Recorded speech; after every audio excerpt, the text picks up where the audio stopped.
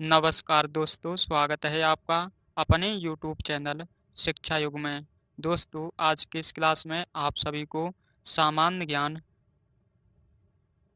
GK के ऐसे question कराएंगे जो परीक्षाओं में बार बार पूछे जा रहे हैं। इसलिए आप इन सभी को देखकर जाएं और हमें वीडियो के लास्ट में कमेंट बॉक्स में लिखकर बताएं कि आपको क्लास कैसी लगी। तो दोस्तों, क्लास की शुरुआत करते हैं बिना देरी किए हुए क्वेश्चन नंबर 1 से। कह रहा है, आधुनिक युग का मनु किसे कहा जाता है? अगर आप लोगों को आंसर पता हो तो आप लोग हमें आंसर कमेंट बॉक्स में अवश्य लिखकर बताएं। ऑप्शन ए में है M. G. रनाडे, बी में है B. R. अम्बेडकर, सी में है महात्मा गांधी या डी में है विनोबा भावे। तो दोस्तों, जो आधुनिक युग का जो मनु कहा जाता है वो कहा जाता है B. R. अम्बेडकर को। तो सही आंसर होगा ऑप्शन बी। क्वेश्चन नंबर 2 है। कह रहा है, 1932 में पूना समझौता महात्मा गांधी व किनके बीच हुआ था?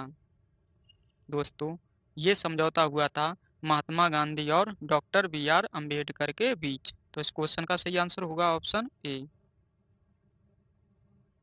क्वेश्चन नंबर 3 है। कर कलिंग युद्ध का उल्लेख हमें किसके द्वारा ज्ञात होता है? ये दोस्तों होता है ज्ञात हमें 13वें शिलालेख से, अशोक के 13वें शिलालेख से। तो सही आंसर होगा ऑप्शन बी। क्वेश्चन नंबर 4 है। कह भारतीय राष्ट्रीय कांग्रेस के पहले अध्यक्ष थे? ये दोस्तों थे W. C. Banerjee, option C.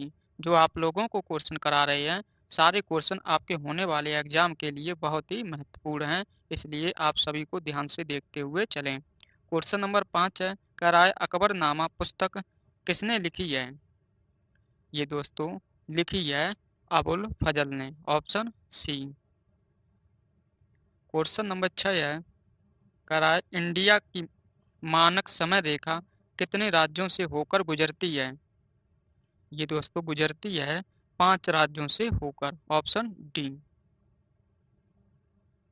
Question number 7 है। कह रहा है, मानव रक्त का पीएच मान लगभग कितना होता है?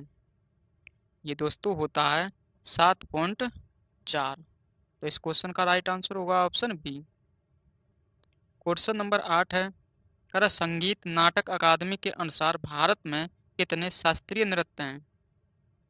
ये दोस्तों हैं 8, ऑप्शन बी।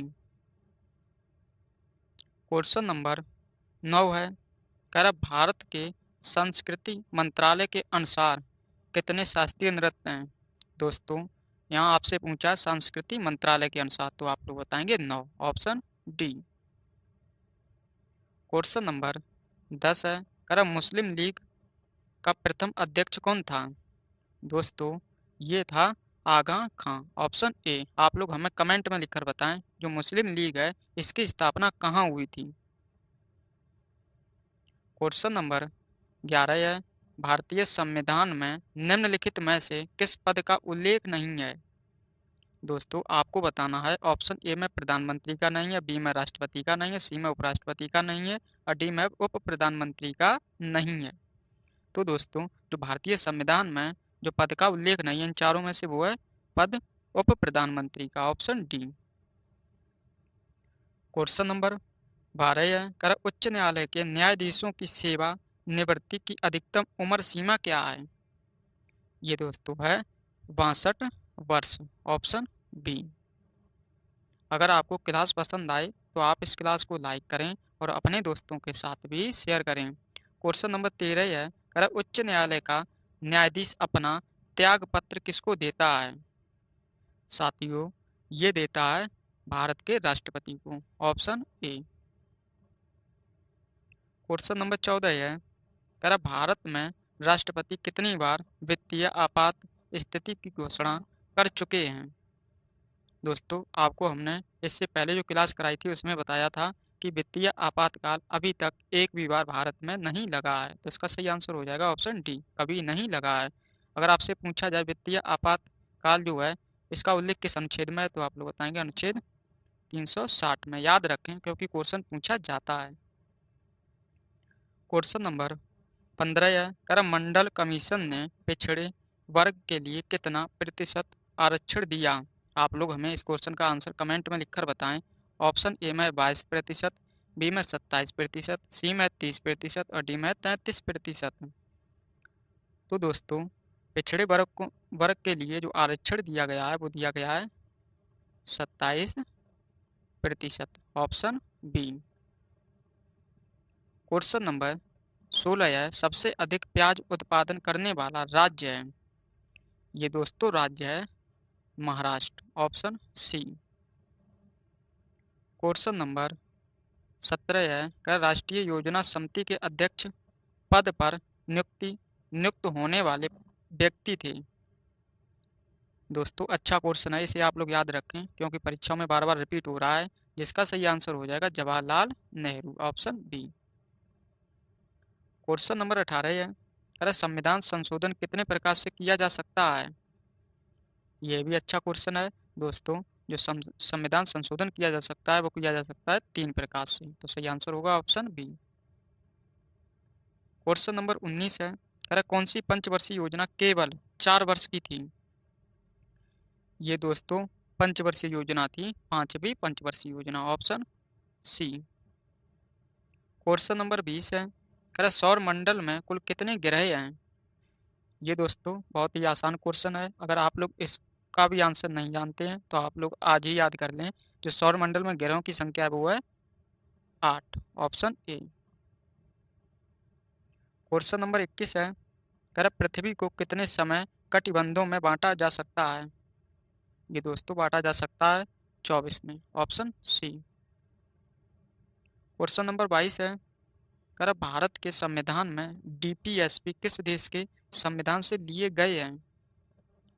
ये दोस्तों लिए गए हैं आयरलैंड के संविधान से, ऑप्शन ए। आप लोग इस क्वेश्चन को विशेष ध्यान रखें क्योंकि संविधान का बहुत ही अच्छा क्वेश्चन है जो परीक्षा में बार बार रिपीट होता है।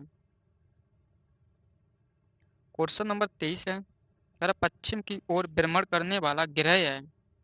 ये सातवां ग्रह है अरुण, ऑप्शन ए। 2 ग्रह हैं, एक है अरुण और दूसरा है शुक्र, जो कि दोनों ग्रह पश्चिम की ओर भ्रमण करते हैं। क्वेश्चन नंबर 24 है, अगर किसे दक्षिण भारत का मैनचेस्टर कहा जाता है। ये साथियों कहा जाता है कोयम्बटूर को, ऑप्शन ए।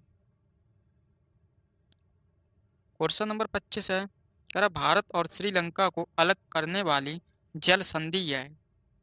ये दोस्तों जैसे ये मैप है, यहाँ पर है श्रीलंका, इसे जो अलग करती जल संधि है उसका नाम है पाक जल संधि। तो इस क्वेश्चन का सही आंसर हो जाएगा ऑप्शन सी, पाक जल संधि।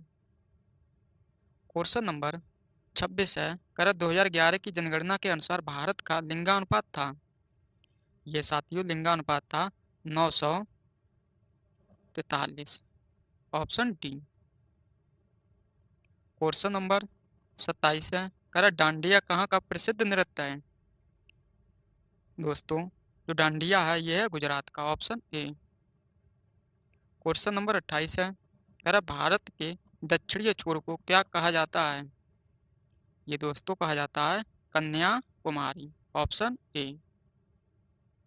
क्वेश्चन नंबर 29 है, अरे बुलंद दरवाजा का निर्माण किसने करवाया था। साथियों जो बुलंद दरवाजा है इसका जो निर्माण करवाया था वो करवाया था अकबर ने। क्वेश्चन नंबर 30 है, कराए मांसपेशियों में किस द्रव के एकत्रित होने से थकावट आती है। दोस्तों ये आती है लैक्टिक अम्ल के एकत्रित होने के कारण, ऑप्शन ए। दोस्तों आप लोगों को हमने जीके जीएस के टॉप 30 वो क्वेश्चन करा दिए हैं जो परीक्षाओं में बार बार पूछे जा रहे थे। अब आप लोग हमें बताएं कमेंट बॉक्स में कि आपको क्लास कैसी लगी। क्लास पसंद आई हो तो क्लास को लाइक करें और अपने दोस्तों के साथ भी शेयर करें। तो साथियों इन्हीं बातों के साथ इस क्लास को यहीं समाप्त करते हैं। मिलते हैं आपको नेक्स्ट क्लास में, तब तक के लिए आप सभी को जय हिंद जय भारत।